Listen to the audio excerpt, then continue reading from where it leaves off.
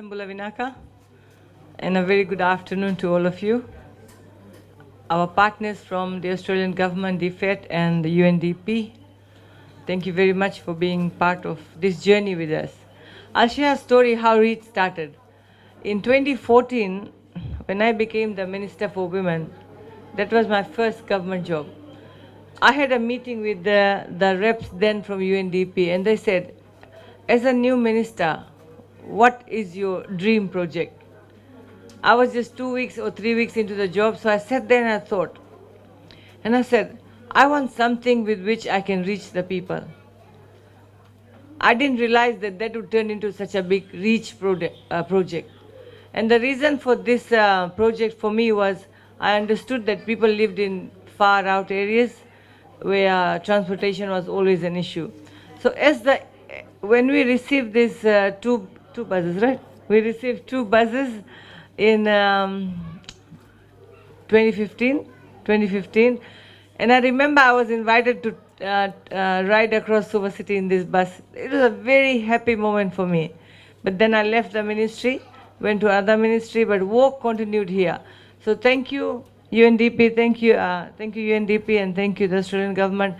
With the Fijian government, we have managed to elevate this project to this level. We have visited a lot of communities, believe me, and people are happy that the services are now brought to their doorstep. As mentioned, it's a one-stop shop. So, and today, especially seeing our seniors living with disabilities, it makes me even more happier that we have brought this to you. And as we celebrate the International Day for the persons living with disabilities next week, I would like to reiterate the message that I always say. Everybody has a responsibility towards our societies, whether they are seniors, whether they are children, or whether they are persons living with disability. They need to be part of our society, and of course they need to be part of our families. But as a government, we are happy that we can be of some assistance to you, and especially those families receiving the water tank.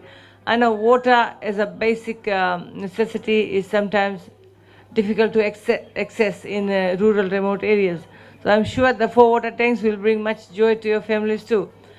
On the other note, a Minister of Social Welfare, or Minister of Women, also looks after quite a large number of our persons living with disabilities.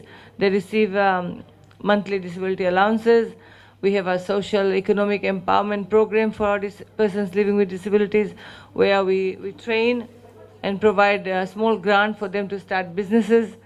And the recent development is the $1 million Western Disability Center that we built in Nadroga, where people can get together and talk.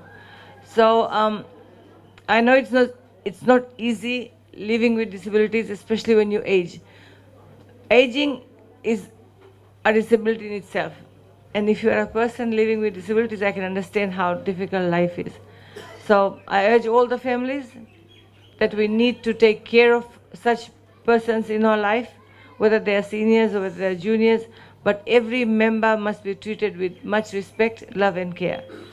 We may not, as a government, we may not be there always, but your family will always be there. So as we celebrate the International Day for Persons Living with Disabilities, let's think about those who are not as fortunate as we are. Let's think about those who are not as able-bodied as we are. But everybody has a disability. We all know that. Everybody has a disability. And some people are born with these defects. Some people age and get this disability. But with respect, care, love and compassion, I'm sure we'll be able to make lives much easier for our persons living with disabilities in our societies. So I'm happy to be here. Happy to be with the stakeholders who have made this project reach this level. And I'm looking forward to the REACH services continuing and reaching far more communities in the next future. So with these words, thank you very much and thank you for having me here. Vinaka.